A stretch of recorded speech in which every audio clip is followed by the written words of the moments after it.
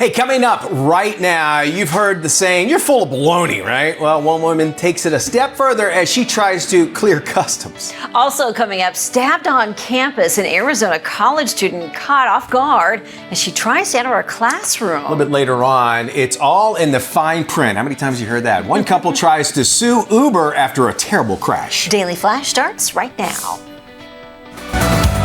Get ready for trending news and entertainment. This is Daily Flash with your hosts, Andrea Jackson and Mitch English. The fun starts right now. This is Daily Flash.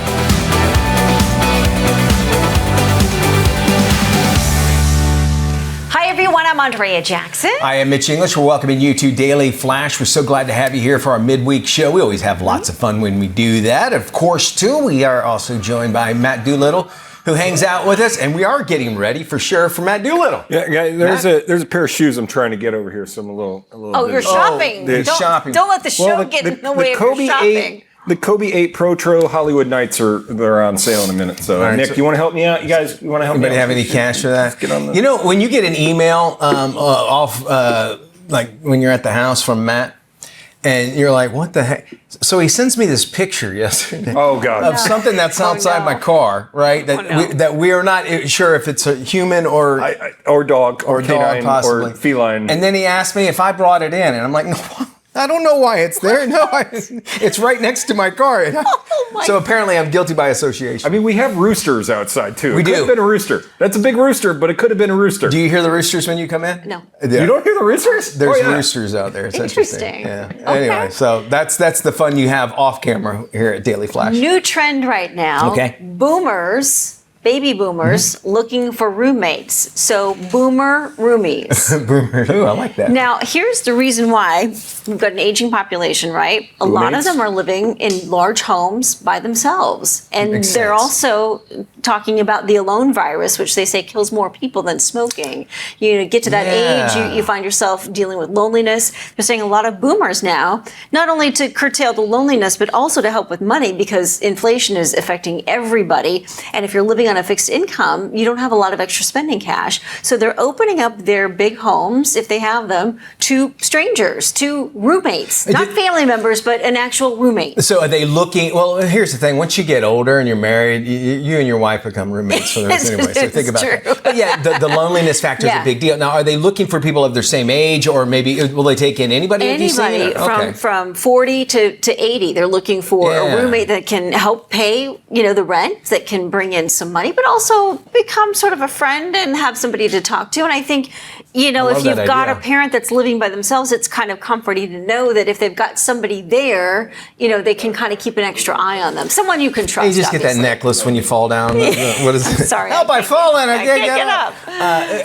I could buy that. And also, too, if you think about your home is probably either about to be paid off or paid off. You don't want to get rid of it. No. This has so much in your life. Right. The last thing you want to do, believe me, when you get older is move once again. Exactly. So I like you always hear about people downsizing. We're going to downsize and move to a smaller place. But oftentimes it's like, you're right. Who wants to move at that age? I think I don't want to move at this age. Nobody wants. Yeah, moving just is a drag. The worst. You'll have basements. Where we're at in Florida, we don't have them, but basements are so easy to rent out, to renovate into like a new apartment. So I could see how that could work. All right, I'm into it. I might do it. Roomies. All right, anybody want to move in with me when I get older? Let me know. My mom could. I'm dealing with that with her right now. That's true. She kind of lives on her own, and I'm over there every day, like fixing stuff. So would you feel better if she had a roommate? Yes. I'm trying to get her a cat. At this point, just something there. But I've got the whole house rigged up with Amazon cameras? Alexas. Oh, okay. So I don't want the cameras, but I want the Alexas. So at least if something happens, she can call me on the. I had to rig it up like nice. that. So I'm not there all the time. They have a new one out that they're making for the older generation that is like FaceTime, but for the TV, and all they have to do is just press a button. So if you need to see them and talk to them, they know that the TV's there. I know a lot of our older generation can do computer computers, but sometimes they just want simplicity. They can press a button and it's basically a computer monitor, and then it would call you or whoever. Do they still have those jitterbug phones with the big numbers? I believe we talked about it a while back. Of those. The younger generation's actually moving to them. Yeah. Yes, because they're simple and they just need them for a phone call. So the boomers, you got the right idea for sure. Yes. Let's jump into some trending news. A woman busted smuggling more than 700 pounds of bologna. You tried that, yeah, girl. I mean, that was the last time we were. Here's the thing: they tried it across the U.S.-Mexico border over in Texas. The 43-year-old American citizen tried to enter the country from Mexico. Nothing's better than Mexican bologna. Yeah. First off, here in the United States, we don't want to know what's in it. Anyway, she declared only a cooked meal during her first inspection. After a secondary look, they found in her car several suitcases stuffed with 40 rolls of the sandwich meat. In total, inspectors found 748 pounds of Mexican bologna. Is that it? Preparation E? It gets better. Yes, Yeah. she's got more stuff in there. It's illegal actually to bring it stateside because it's considered a threat to America's pork industry, and Lord knows we need that. Agents continued to search her car, Matt, and found 280 boxes of prescription drugs hidden inside various panels of the car. Also found $7,500 in hidden cash. That's a good time. That seems like a party to me. You're going to need some Pepto-Bismol after you eat some Mexican bologna, I'm sure. Cash, bologna, and prescription drugs. It's a Thursday for me, right? Well, this next story shines a light on mental health. An Arizona State University student is accused of randomly stabbing a co-ed in class. Authorities charged 19-year-old Casey Lenice Charlie Sloan with first-degree attempted murder in connection with the attack against fellow student Mara Daffron. Yeah, it looks like she did it. Thankfully, Mara is making great progress. She is on the mend. Detectives found a handwritten note inside Sloan's backpack that referenced an act she was about to commit. Sloan apparently expressed the desire to hurt somebody in class that day and chose to target Daffron because she considered her a, quote, easy target. Well, it looks like she would have been. She looks smaller than her and everything. It's scary. The last thing you want to think about is any kind of assault when you're kind of vulnerable when you first go to college, if you think about that too. Yeah, but I think in this day and age, college campuses seem so disruptive and kind of on edge that it would be helpful if there was somebody that could kind of like cool things down a little bit. This only adds to the concern I'm sure a lot of parents have when it comes to what's happening on campuses across the country. I agree, and I think this is their first taste of freedom a lot of time, and they're among peers of the same people going through the same things, and the first time they actually have a voice, if you think about it, and there's lots of changes. Your frontal lobe hasn't really fully developed there as well. Let's just hope that she gets the mental help that she needs. We move now to New Jersey, where a couple there suffered life-changing injuries after their Uber ride crashed back in March of 2022. Now, they were in the back seat when their Uber driver ran a red light, T-boned another car. Well, they wanted their day in court, but Uber says, no, not so fast. Georgia and John McGinty, they were told they could not take their case to jury because they agreed to the terms in a fine print that's on the app. The judge ruled that once they click confirm button on the app, they agree to Uber's terms of use. McGinty's argued that they didn't understand they were forfeiting their right to actually sue the company. Uber says that their terms of use are clear and that these claims should actually be resolved in arbitration, which means that the dispute is settled through a third party rather than in court. And in this case, a lawyer appointed by Uber. Now, legal experts say it intends to result in a much smaller financial settlement as well, because you don't have a jury appears to talk about, compensatory damages as well. And then it also goes upon, keep in mind, an Uber driver, even though it's your car and you're supposed to have insurance and that sort of thing, you're working for Uber. So they're going after Uber, and Uber could probably say, well, look, maybe you should go after their insurance instead of, and getting, because I can imagine this is not, I had a friend actually that was in a wreck that had it. Incident. Right, thank you for saying. But the crazy thing is, like, it's the Uber driver's fault, according to the report, that ran a red light and T-boned another car. And these folks suffered some serious injuries, life-changing injuries.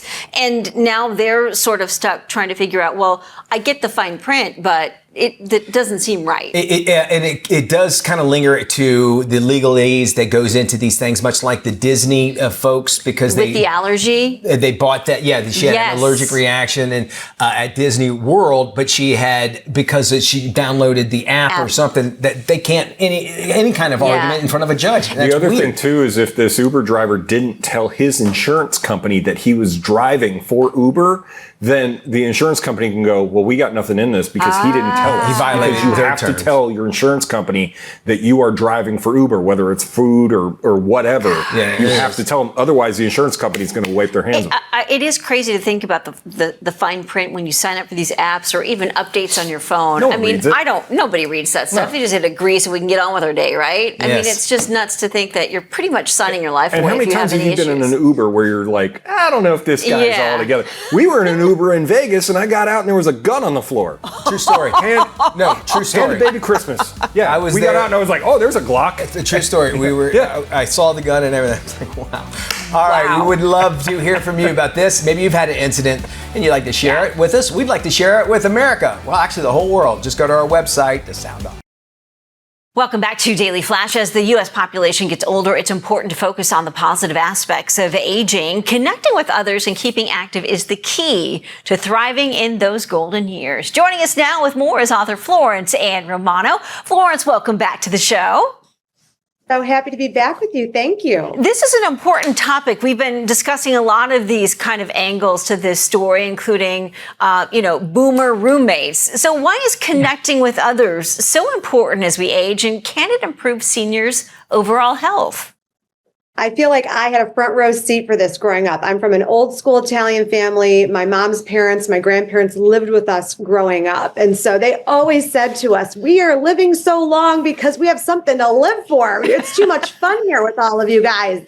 And they lived well into their 90s. But I understand not everybody is born into that situation. Not every aging population has that type of village.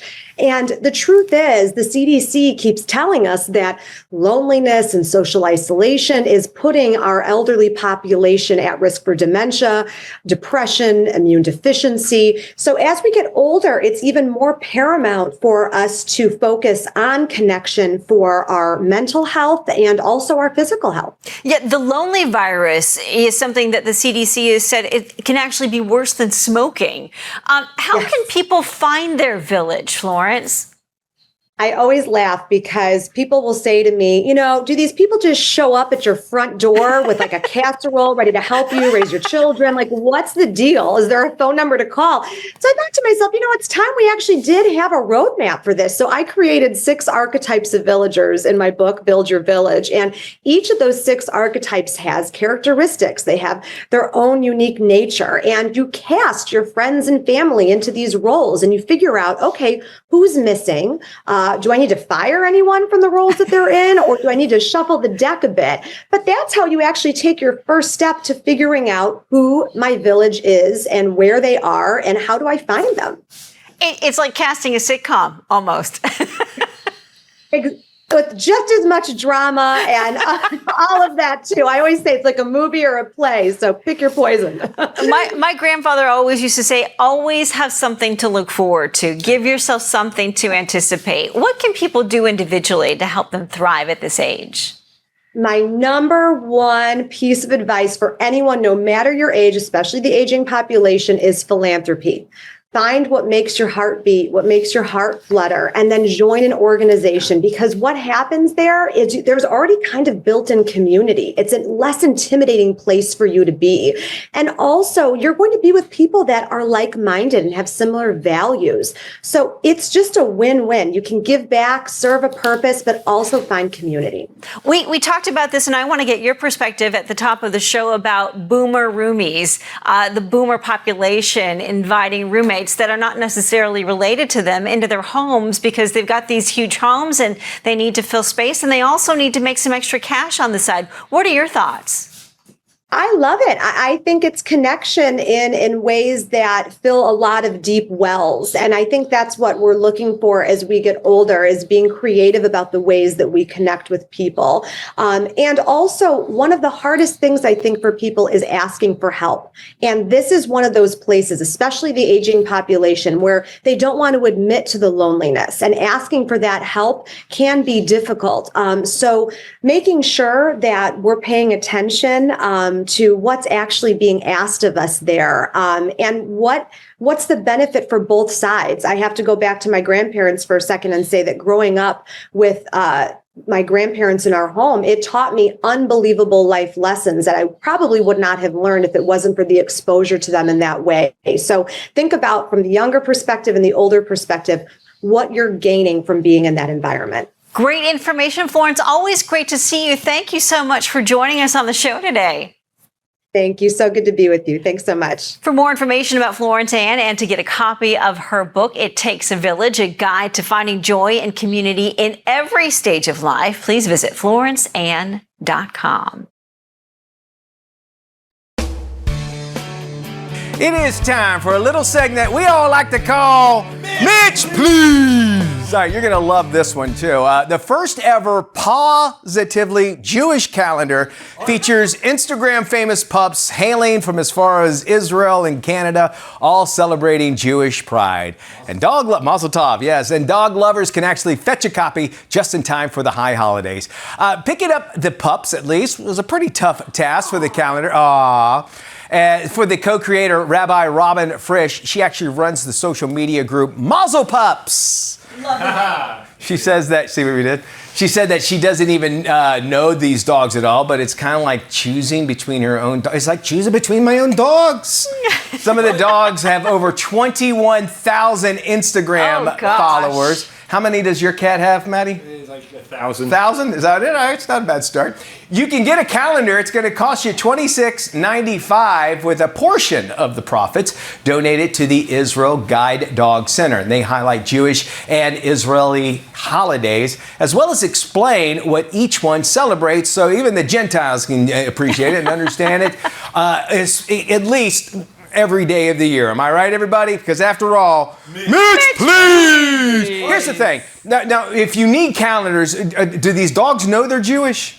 I don't think they do. So, yeah, is there a little expensive for the Jewish dogs, though? For $27? For $27, that's a little expensive, and this is coming from a Gentile. Yes, we have that. Where can you buy calendars these days? You used to be able to buy them everywhere. Right? Now you got to search for them. I always feel bad around July when you see a calendar for sale and that it's like of the current year, and you're like, well, why don't you just give it? Is the dog food kosher? That's a very good question. I don't know. Right? I would think so. I guess it would have to be. Yes. Who knows? What? I don't know. Never make with the snippy snip. He can do that. He's part Jewish, so he's allowed to do that. Yes, I am a Gentile, so I will. Well, you and I will work out our differences all together. All right, there we go. There's Mitch Please. Got a crazy story you want to share with us? Do so. By the way, we are always waiting for you to join us online. You can watch full episodes at dailyflashshow.com. Welcome back to Daily Flash. Let's talk about some trending stories here. I'm Mitch English. There's one food that unites all of us, and that is pizza. What do you say? I mean, yes. Because it's communal, we can share, we can put different toppings on the side. Well, a United Airlines pilot actually treated 150 passengers to a cheesy surprise when he ordered 30 pizzas, all following an emergency landing. Pilot actually tried to ease the situation by ordering pizza from a local restaurant, a gesture that actually shocked the crew as well as the passengers. The flight was forced to make an emergency landing shortly after takeoff when a passenger collapsed in the bathroom and required medical assistance. Well, the situation left passengers stuck at the New Mexico airport. Don't they call it something different out there, Braden? It's not called the airport. It's like there's another name for it. Anyway. El Airport? No, it's like Air Lodge. Google Phoenix while we're waiting here. It's New Mexico. I know, but Phoenix calls it the Sunport. Thank you. Sunport. The New Mexico Sunport. That's what it's called. Anyway, for several flights, their flight was actually rescheduled. They had to get a new crew to come in. New flight took off 7 hours after the emergency landing there. So good for him. Pilots. He tried. He was trying to help out. A lot of people don't realize that a pilot is a captain by all means, and he's a captain captain of a ship that happens to fly. So his rules no matter what. He can make his own rules. If you don't like it, he can kick you off. And we only hear those stories. So to hear a story like this, I really appreciate it. Mitch, you brought this story up on our Monday show about some lost footage that has just been found, right? Never before seen footage of President John F. Kennedy's motorcade speeding toward a Dallas hospital has been sold at auction. The auction house offered the lot to an anonymous bidder for $137,000. The bidding started at $12,000. The footage was taken by Dale Carpenter on a home movie camera. It had been sitting in a milk crate until 2010 when his grandson discovered the reel, projected it onto his bedroom wall. Wow. Carpenter was lined up along the street, ready to film JFK's motorcade on November 22nd, 1963. He just missed filming the president's limousine and settled for recording the other cars in the procession. The film footage, though, picks up after Kennedy had been shot. Carpenter captured the president's car driving toward Parkland Memorial Hospital in Dallas. The auction did release photos from the video showing the president's limo, but have no plans to release the entire footage. Well, somebody paid a lot of money for it to have it there. And, we think of the Zapruder film as the one that we see. And if you ever been to Dallas, was it you and I talking? That I've been there. You could see, like, wait a minute. Doesn't make sense. It doesn't make sense. Because they tell you, they're like, look over here and then there, and you're like, that doesn't make that window physics. Is so far away. You kind of think about it, and it's part of American history. A horrible thing happened at the same time, and the great movies have come out as well. And we just don't know because they said, we're not going to release this information for decades from now. Until after everyone is dead from the Kennedy Commission and all of that. The Warren Commission. We still don't know. And then they release some stuff and it's all been truncated where it's all a lot of black. I always said if I became president and, God save the country if that ever happens. The Lord that Almighty. Ain't gonna happen. Thank you. I want to know two things. JFK and aliens. That's the first things I do when I walk into that office and go, aliens and JFK. I would want to know aliens first, I think. Because I think it's there. I don't think it's like in the movies, but I think there was some kind of space. Back and to the right. Back and to the right. And what we forget is that back then, now everybody has cameras and immediacy of information. Whereas back then, a lot of times I would tell you something, then you go, well, Mitch said this, and then it turned into something. So we don't you could see where some things went off grid as far as the story goes, but you still want to know. And that's our human nature is to find out. It's crazy to think in this day and age of all the information that we have that we still don't know the specifics. Exactly. Jackson, were you named after anybody in your family? Yes. Yes, not after in my family. But I asked my parents, I'm like, why Andrea? And they're like, well, we met a flight attendant at a party and her name was Andy Bartlett and her real name was Andrea Bartlett and we just loved the name. That's cool. So we thought we'll name our daughter Andrea so she can go by Andy and I love it. It's called Andy. Matt, were you anybody? Just the middle name, Irvin, is a family name. My grandfather had it, my uncle has it, I have it. Mitch? I was not, but my siblings, we all have the same initials. All of us do. All five of us. And so they just, I guess, we need an M name. So it came to me. Well, anyway, a Michigan newborn actually rocking a catchy name that actually will serve a constant reminder of the unusual place where he was born.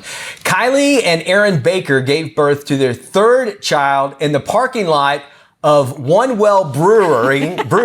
Oh, he looks ecstatic. Right when they went into labor. The kid looks passed out right there as well. That ain't beer.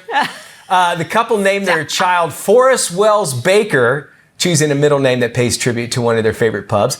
Kylie said that she didn't realize that she was in labor until she initially told her husband she was expecting and experiencing some cramping. As they made their way to the hospital, the Bakers were forced to pull over into the parking lot of the brewery as the baby couldn't wait. The owner said that he found out what was happening in the parking lot after the Bakers called a to-go order, if you can buy that. The brewery celebrated the news on their Facebook page, posting that the pub is a gathering spot for all kinds, even newborns. But he'll have to wait 21 years before he's allowed in, by all means. Okay, that, like middle names, like that's cool. That's cool. That's actually a cool story. I like that, yeah. I was born in a parking lot of a brewery. I mean, that's actually really cool. I love that. Your fate could be sealed for you. You may be the landlord of a pub in your future. I love that. We got more trending news and entertainment, lots of fun when we return. This is Daily Flash with your hosts, Andrea Jackson and Mitch English. Trending news and entertainment. This is Daily Flash. Hi, everybody. I am Mitch English. I'm Andrea Jackson. This is Daily Flash, your source for trending news and entertainment. Halfway through the week, we're so glad that you're here. Halfway through our show, too. And we have got great stuff still planned for us. Okay, just imagine this. If we put you on assignment, we go, hey, Matt or Andrea, say, we want you this weekend. We want you to go down to West Palm Beach for the weekend. And you do some work and come on back, right? Cool. You go do it. And you go down there and they go, your car is messed up. You're going to have to stay down there. And you wind up staying for a total of 5 months. And then when we go and send a car down to go get you, you have to wait an additional 4 months before you can come back. And that is what 2 astronauts right now are doing on the International Space Boeing Station. astronauts, God bless them. So, and then they said, well, we're going to send you up some new spacesuits. A change of clothes is nice. Right, yeah, that would from help. From Elon Musk. Elon Musk, right. Because he's the one sending one of his SpaceX rockets Ubers, up. if you will. Yeah, his own personal Uber up there to with grab 2 them seats and ready to bring go. them. And 2 seats ready to go. back. But they're not going to be able to come back until February. So you can imagine that. So you made plans for Christmas holidays or whatever. And you're like, hey, honey, They were supposed to be I'm there not gonna for make 8 it home days. or not. I know, that's 8 what I'm days. saying. And now they're stuck up there for They've been up there 6 months? since June. And yes. will it be close to a year by the time they come back? Oh, well, they're up here in June. They're coming back in February. So near about. I mean, at least. If everything works out in February case. is a date that works for everybody and the stars. And it's like, you didn't pack enough underwear. No. For that, right? So think about what if you had plans? Like, what if you That's were what I'm engaged saying. to get married or a What about birthday or Christmas? a graduation? Well, clearly, holidays, all of that I feel stuff. so sorry for those. My wife's in the space community. She's trying to be the first space lawyer out there. This is a clown show going on in that community of Boeing's never going to be trusted ever again to do one of these rockets. And Boeing's already had so much issues with their strike going on, and then obviously with their airplanes as well. Yeah. We should make mention. I call them American heroes. Butch Wilmore and Suni Williams, those 2 astronauts that are up there. I've not heard them complain at all. Yeah. So good for give them. it till they get home. Oh, they will. Wait till they get home. But you don't complain when you're stuck up there. You're not If going you to. were one of their kids in school and you were sick, I'm sorry, I can't get a note from my parent because she's up in space. If you She's can reach stuck her, in space. Go ahead. She should have been home by now. I need the new iPhone update. I was supposed to have it, and I can't get it all the way up here. Goodness gracious. Well, we hope for the best, and hopefully they get Crossing home our safe fingers. and sound. A woman was busted for smuggling more than 700 pounds of bologna across the U.S.-Mexico border in Texas. Mitch. The Nice. 43-year-old, an American citizen, tried to enter the country from Mexico, only declaring a cooked meal during her first inspection.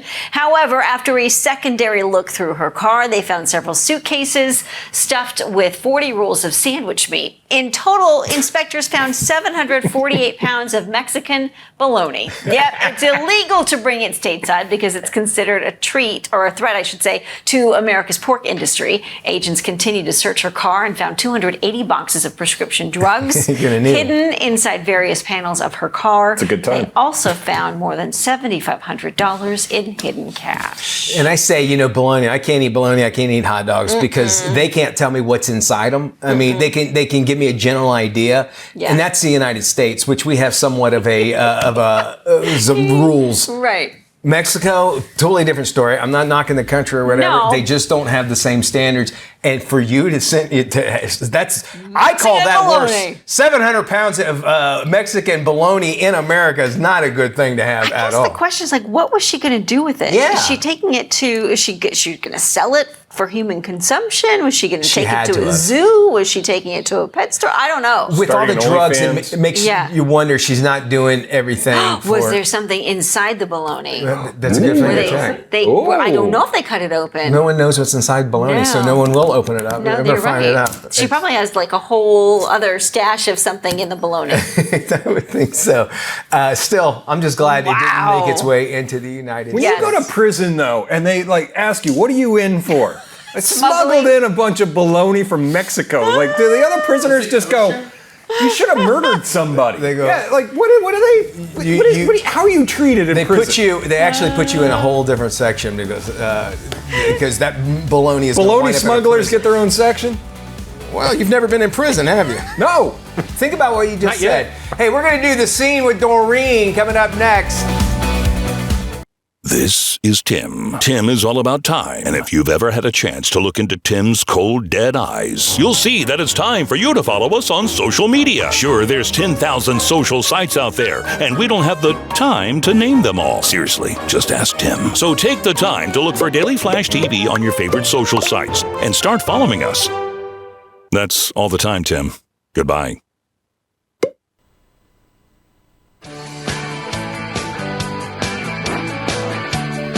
Hey, welcome back to Daily Flash. I'm Mitch English. It is time to get on the scene. This week, Doreen is chatting it up with female bass player Mohini Day. Hey guys, this week on The Scene with Doreen, I got to sit down with Mohini Day, bass guitarist extraordinaire. She has set the music industry on fire, and I can't wait to feel the heat. Check it out.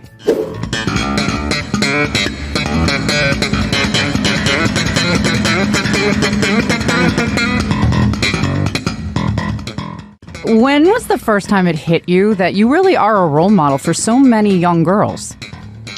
Yeah, that always gets me. That every time, like I'll give you an example. When I was touring with Willow Smith, I was surprised that a lot of people in the audience, they were calling out my name during her show, you know?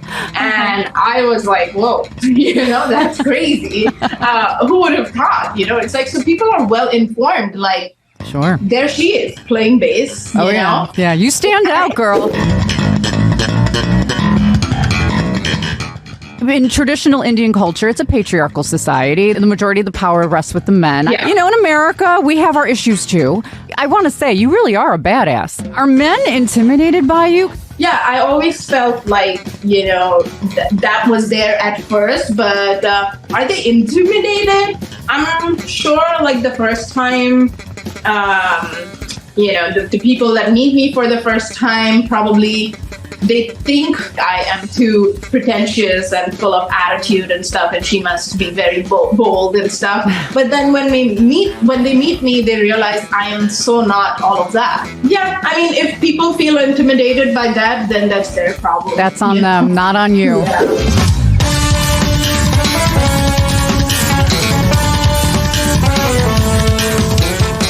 I know you have an affinity for fashion as well as music. So I want to know, is there a Mohini Day fashion line in the works? Yeah. It's going to take a little bit of time because I'm also working on a couple of other things. This is the first time I'm announcing it, actually. I'm working on my signature straps. Ooh. And then we have signature strings coming out.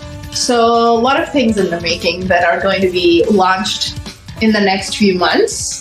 I'm really excited about that. And the fashion thing, I used to cut up my mom's saris and just clothes and make my own outfits. And I like to design my own outfits for my photo shoots, for my album cover, for my performances. And I like to wear my own designs, you know? That's awesome. You're on stage wearing your creations so everyone can see it. It's like a walking billboard. It's perfect.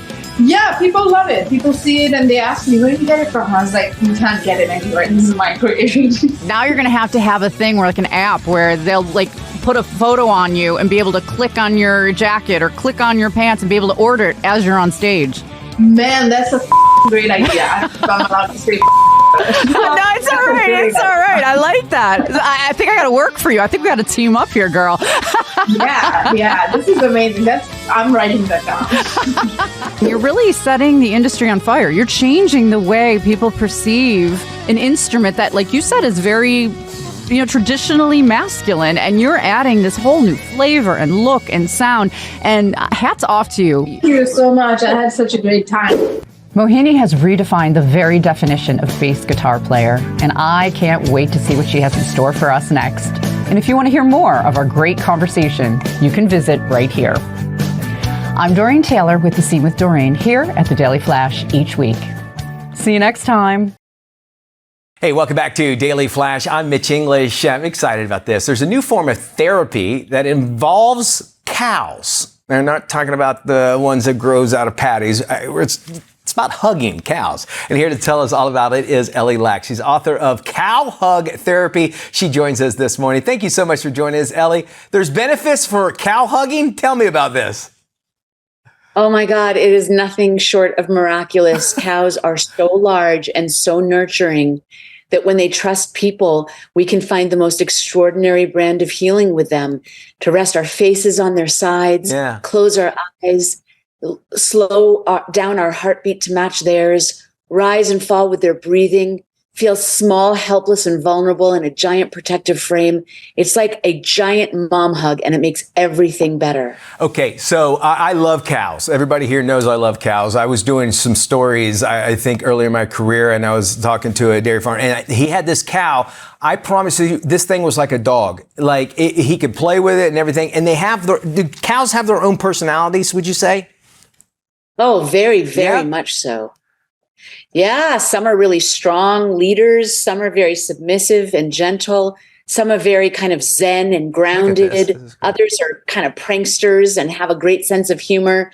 They are just as different as you and I, but their personalities are huge and very evident when you're looking through the lens of love. And I always say that cows are everything that we should be.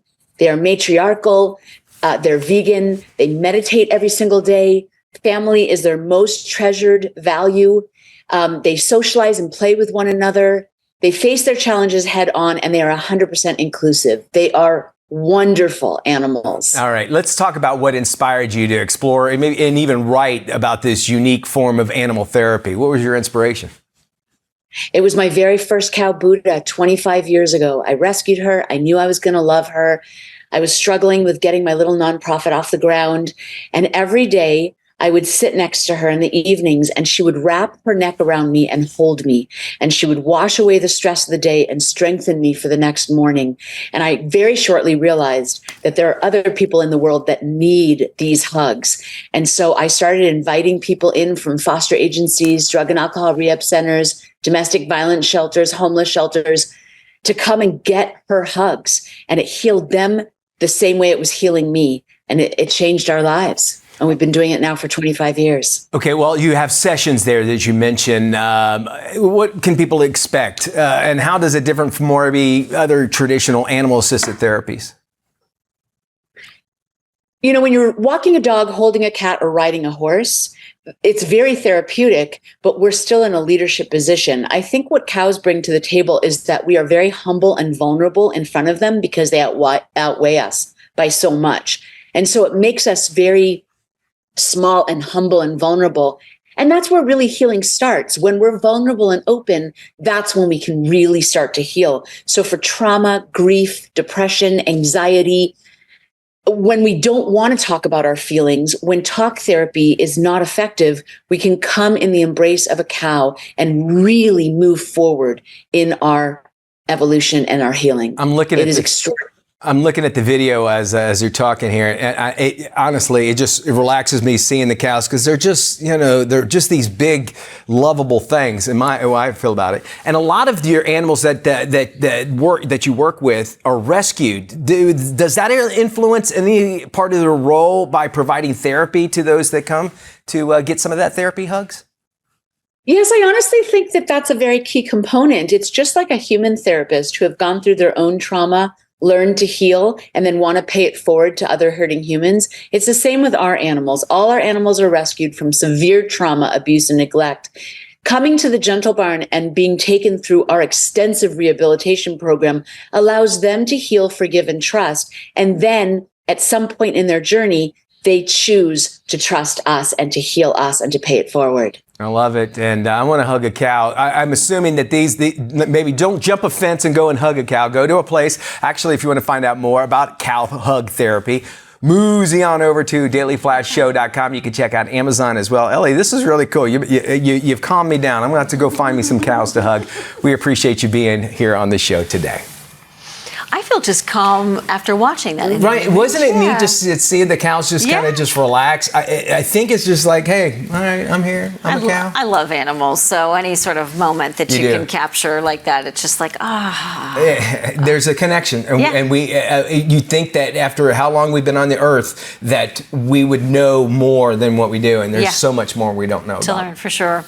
Emily Colandelli, known as Emily the Space Gal, is here to tell us more about Arm & Hammer's Baking Soda Rocket Day launch across America on October 10th, marking the finale of the World Space Week in October. Today, Emily shares how Arm & Hammer Baking Soda's Rocket Day can get students nationwide excited about science. Welcome, Emily. Hi, thank you so much for having me. I am so excited to partner with Arm & Hammer Baking Soda to help launch Baking Soda Rocket Day on October 10th. This is also in partnership with the U.S. Space and Rocket Center.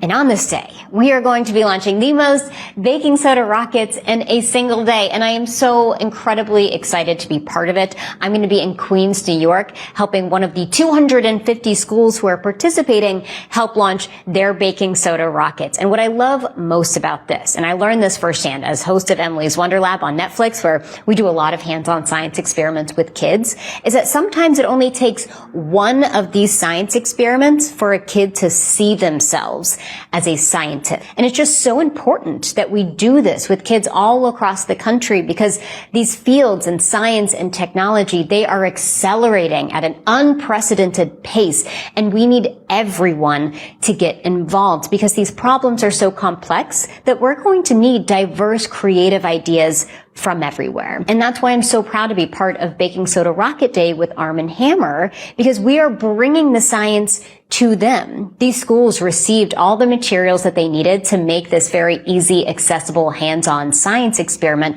along with the lesson plan that teaches them the science behind it. And one of my favorite parts of Baking Soda Rocket Day is that all of the kids are instructed to write their dream inside the rocket so that we are launching their dreams sky high. Because I believe, and Arm & Hammer believes, that the sky is not the limit. I'm going to space soon. I know that the sky is not the limit. And we know that science experiments like this can help make sure that their dreams are brighter than the stars. And the best part about this is that everybody who gets involved enters for a chance to win a trip for their child to go to space camp, which is a pretty fun incentive. So you can learn more about how to get involved in the sweepstakes rules and all of that at bakingsodarocket.com. Awesome. I just let you get going to this. Thanks, Emily. We'll make sure we have this on our website at dailyflashshow.com.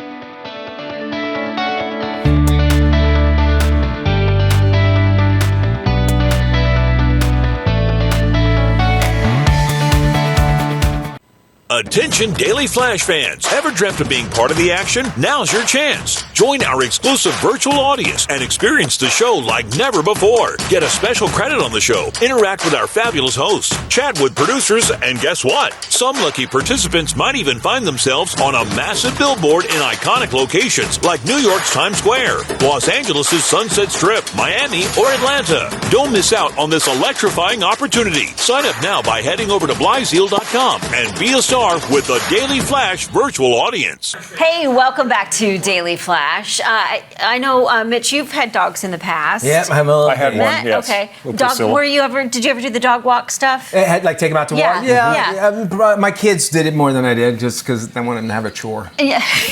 So I've got two big dogs, which I try and watch. I try and walk them on a daily basis. Okay. Well, the other night, Alan joined me for the walk. Thankfully, he did. As we were coming up a corner, I saw a young man standing like in a grassy median, and he had a very large gray pit bull. Okay. And I just had a bad feeling. I just there's something in me was like, ooh, this might not be good. Sure enough, as we got closer, this young man did not have control of this pit bull. And when I tell you this pit bull was ginormous, a big old one. The jaw was this wide. Wow. That pit bull got loose from this guy on the leash, ran directly towards us and our two dogs, and I was like, oh my God. I was just and thankfully Alan grabbed the leash of the pit bull, held on to him, and he yelled at the guy. He's like, get control of your dog. In the meantime, my dog's like, what is happening? What is happening? And thankfully I was able to pull them to the side, and then, luckily nobody was hurt, but it was really terrifying. You had another incident when you messed up your hand exactly. at the same time, so I could understand why. And then another lady just posted something on our neighborhood Facebook page. Does anyone know who owns that gray pit bull? My Dalmatian was attacked, and we just got back from the vet, torn apart. Luckily, the dog survived, but I'm like, this young man clearly has no business. There with was this just dog. that court case where this lady and her husband got put in jail for years because they didn't control their dogs and they murdered an elderly man. Oh, God. Gotta say, the pit bulls, they're great animals. dogs. They're off. Yes. It's how It's they're the owner. trained. The It's owners, the owner's 100%. responsibility. 100%. Yes. And they look intimidating, Yes. which they pick up on that from other people Of too. course. But they are a lot of times just little puppy dogs, wonderful dogs. But it's all about handling Yes. them And trained, and being yeah. able to train them and control them. Do it, especially if you're in a neighborhood where people walk Yes. their dogs. Y'all take care. Have a fantastic Wednesday. We'll see you when we look at you. Okay. Bye-bye.